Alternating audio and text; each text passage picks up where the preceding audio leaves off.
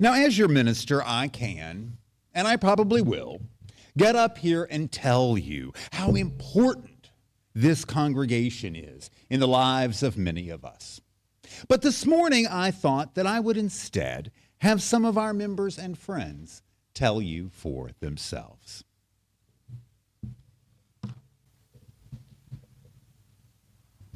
Enter, rejoice, and come in. Enter, rejoice, and come in. Today will be a joyful day. Enter, rejoice, and come in. I don't know about you, but for me, it can be easy to feel adrift and overwhelmed with all that is happening in my life and in our country these days. It's important and comforting to come to church and to be reminded that I am not alone, but I am a part of a beloved community, grounded in values that I wholeheartedly believe in. Being here and proclaiming those values aloud with others is empowering, inspiring, and essential. For me personally, choosing a church, this is the one that I feel comfortable in because it's so welcoming to anyone. I couldn't be comfortable anywhere else. And we also love All Peoples in particular because the children's program has been so good for our girls. They actually ask to go on Sundays. They bring it up themselves. And more than once, they've shared stories with us at dinner on Sunday nights about things that they've learned or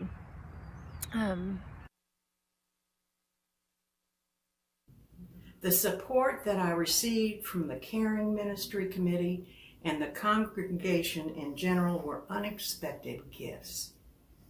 Respite support, food and supportive conversations, and kind and wise ministerial counsel.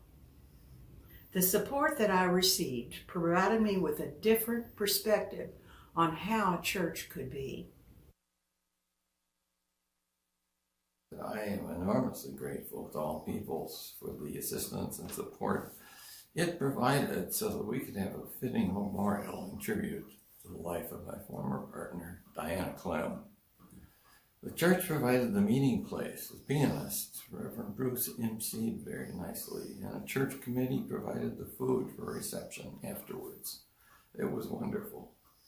All I had to do was think about what I would say in a tribute to my friend and partner, who of course I do miss. Hi, my name is Russ Funk. I'm a director of the Justice Center here at All People's Congregation, and I love serving this congregation because there is no limit to the amount of passion, compassion, and caring that this congregation continues to show and demonstrate for each other and for the world.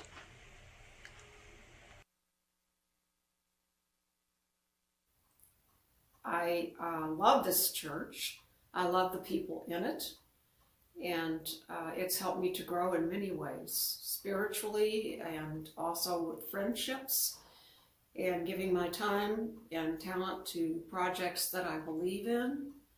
I have worked on KEEP, on the Social Justice Committee, and in the resettlement of refugees, and all of those have been very meaningful to me. Had a chance to go around the world, spend a lot of time in Africa, and learn to get along with a large group of people here, and work things out over time. Even if I had disagreements with people in the church, I've never considered leaving it because I just love the church. I'd about lost everything. I'd lost my mom, I'd lost my stuff, and I was just in a desperate spot. But here I found love and acceptance, and I gained more than I ever lost. I gained a church family. She one day came to me, and I was in the throes of caregiving for my husband, a lot of emotional times. She said, "You know what you need, I think? You need a community. I think I know just the right community for you. Would you like to come join me one day at Thomas Jefferson Unitarian Church? Come just see if it's a right fit, and I understand if it won't be, but Come on. And I did. And I never looked back. It was the perfect fit for me. Like this chalice, we take the sparks of spirit glowing within each of us and combine them to create this flame.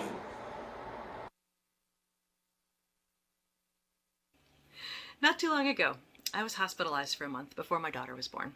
Despite being confined to bed rest, I was still able to be a part of so much of what we do here at All Peoples. What a treasure to be able to stay connected and keep participating despite not being able to come in person. And to be able to stay connected now in the same way while I wait for her to be a little bit older. And I'm far from the only one. I know so many others who occasionally or routinely attend services and All Peoples events online for all sorts of reasons. People are so friendly and welcoming, and they would say, do you want to volunteer here or volunteer there? And they just got me involved. And I think anytime you take on a new venture, you just have to be involved. So,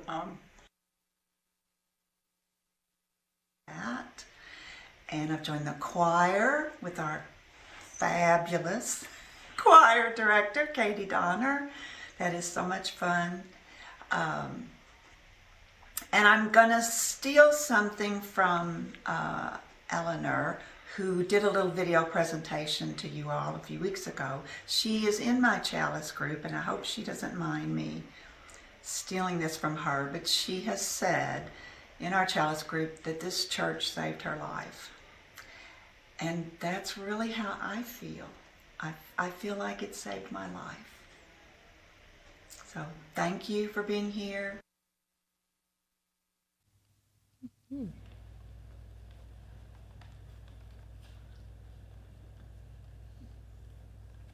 I invite you to take a moment to imagine what you might say if you were asked to record a video reflection about what you love most about our congregation. Whatever it may be that comes to mind happens here, because we freely choose to give our time, our presence, and our resources to keep this beloved community going. As we collect our offering today, let us contribute with a sense of gratitude for the life that we are blessed to share here at All Peoples. You can donate to our collection by going to our website at allpeoplesuu.com or by texting an amount to the number on the screen. You can also give by cash or check as the plates are passed here in our sanctuary. So a little bit of an intro for Ripple. The song Ripple is from a movie musical called Spirited, and it's based off of the Charles Dickens tale of A Christmas Story. In it, we have Bob Marley overseeing all the Christmases now, all the ghosts. And Christmas Present has been able to retire for some time now, but he just won't. And he said, I have one more person that I want to help. And this person back on earth is known as an unredeemable. He is filled and he runs his life off of greed, and he is vile and he lies and he's all about himself. And Christmas Present says, I think that if I can help him, it will have a ripple effect on the whole world. One person can change 2, can change 4, can change everybody. A little bit of a side note about this song is, it was this one right here, my daughter, who, when she first heard the song, she said, Mom, I like that, play it again. Play it again. Play it again, Mom. It was great. And it was my husband, who's joining us in the choir, who said, Katie, I think this song would be really great for All Peoples Choir and for all of the people in All Peoples. And it's the choir behind you that's going to be singing and sharing the song with you that hopefully motivates you and reminds you as a Unitarian that one small act can have a ripple effect on our community and on our world. This is Ripple from the musical Spirited.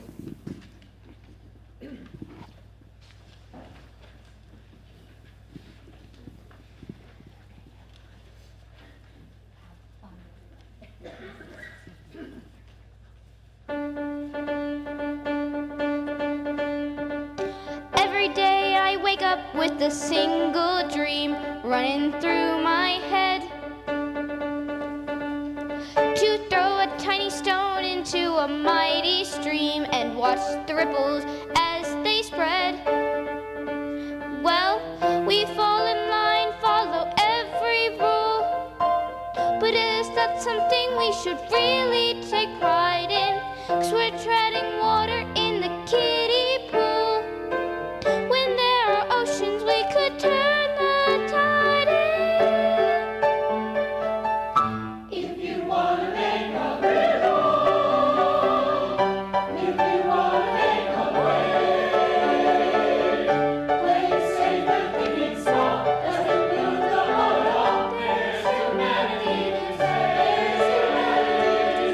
can we really make a riddle? With our feet up on the floor, too afraid to rock the boat. If we never test the waters, we'll never know just how far ripples go. Do you want to make a riddle, riddle, riddle? I think you want to make a riddle, riddle, riddle. Now if we choose this dude, one goes to 2, then 4, and then it jumps from 4 to 8. Ripple, ripple, ripple. Soon you guys, it multiplies to thousands more. Can you hear it reverberate?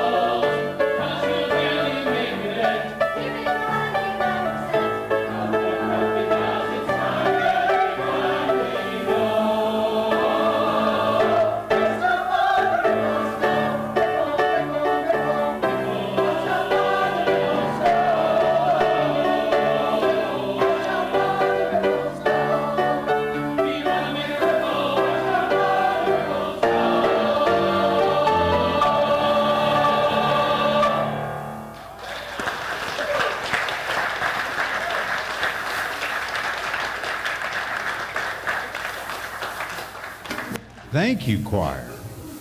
You know, I grew up with an older brother and a father who were big science fiction fans.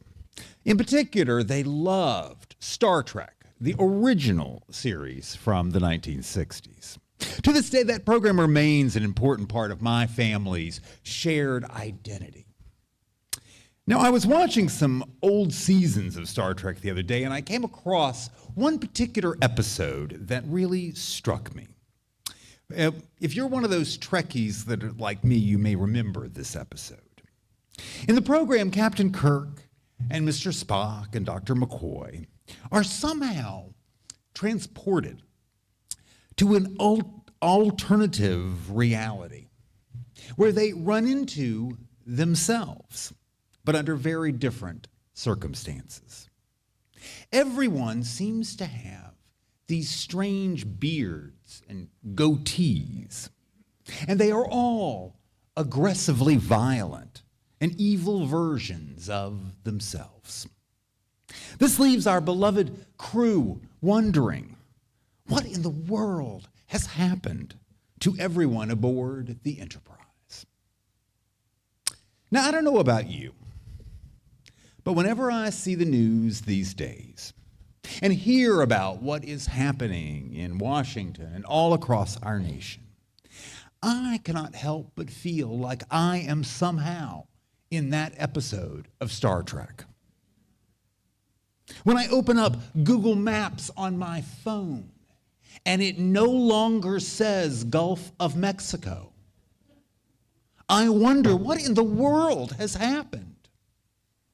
When I read about someone who does not believe in vaccines, being appointed to head the Department of Health and Human Services. When I hear powerful people in our government wildly talking about invading Canada, I mean, it feels like we have crossed over into some bizarro universe, doesn't it? Now, on some level, none of this should be a surprise to me or to any of us. We are getting exactly what was promised by those who were elected in November. But all of these destructive and mean-spirited actions, they're not simply bad policies or political power grabs. They are having and will have real life consequences. They will cause real suffering for real people, including many, if not all of us here today. And amid all of this, one of the most disturbing things that is happening is the ongoing attacks on programs that promote diversity, equity, and inclusion. We are witnessing not only our government dismantling long-standing programs which offer opportunity and accessibility to those who have been historically marginalized, but they are also forcing universities, public institutions, even large corporations to do the same. Suddenly, many of the places that we shop and learn and gather are all abandoning their commitments to the ideals of beloved community. During last month's Super Bowl, it was widely reported that the NFL decided to remove messages reading "End Racism" from the field before the game. Walmart, Target, Pepsi, Bank of America, and McDonald's, among many, many others, have announced that they are ending so-called DEI policies, including support for LGBTQ pride events and adoption of equitable hiring policies. Now, by the way, I just want to say that I encourage you to never use the term DEI when you talk about this at all. I mean, even amongst yourself in your own head. That is an acronym. That is vocabulary that was carefully constructed by those who want to maintain white supremacy. Calling this DEI makes it a thing, an object that we can be for or against.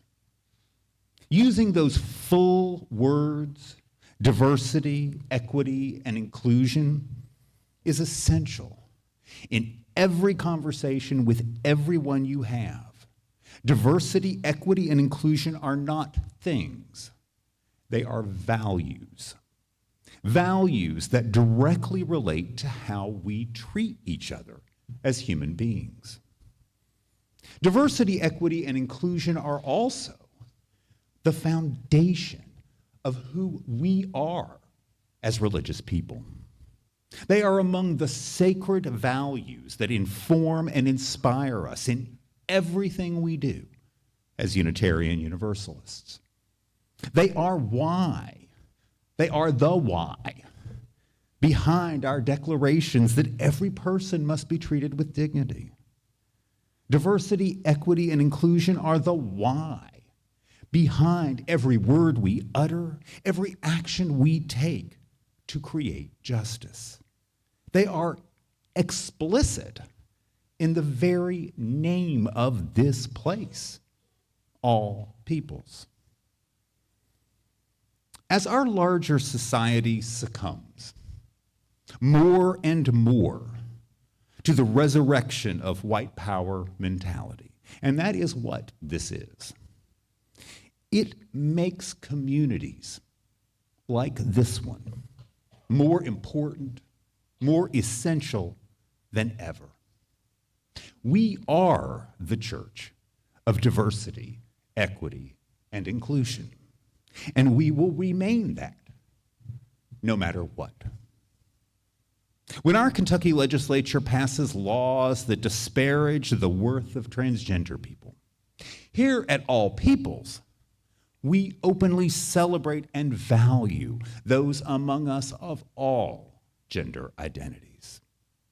When our leaders deny the truth of climate science and renew investments in fossil fuels, here at All Peoples, we keep promoting sustainable energy and efforts to protect our planet. When immigrants and refugees are targeted and treated inhumanely, we here at All Peoples organize. We get ourselves together to go out and march in solidarity, to offer support and help in whatever ways that we can. When we are told to withdraw, to give up, to fall into despair and feel like there is no hope, we here at All Peoples, we say no to division, and we say yes to hope. We come together here, no matter what is happening out there. We come together and we sing, and we pray, and we share meals. We offer inspiration and positive energy. And we keep teaching our children and one another that our values still matter, and that we can and we will keep living them. And perhaps most importantly, no matter what's going on out there, we're going to keep loving in here. Your congregation is here for you. We are here for each other and for everyone who needs a brave and supportive community, because we have chosen to make this place happen. In a few minutes, we are going to talk a little bit about stewardship and about our financial commitments, what we're asking of everyone to help make All Peoples blossom in the coming year. But right now, I just want to say that I believe in this congregation. I believe in this beloved community, which not only supports diversity, equity, and inclusion, but is defined by it. I believe that what we are doing here is more important than ever. And I am confident that we are going to just keep growing, keep reaching out and connecting, keep becoming a greater voice for justice and liberation in the years to come. Because I believe in you, and I believe in your investment, your support, and your participation. For well over 60 years, this church has been sustained and strengthened by all of those who have blessedly called it home. That was true then, and it is even more true today. Now, March is Women's History Month, and I ran across some words the other day from one of the greatest women in American history. Words that I feel are quite profound for this particular moment. Sojourner Truth was a woman who was born into slavery, and she bought her own freedom. And she went on to become a leading voice for abolition and women's rights. She once wrote this: "If we laugh and we sing a little as we fight the good fight for freedom, it makes it all go easier.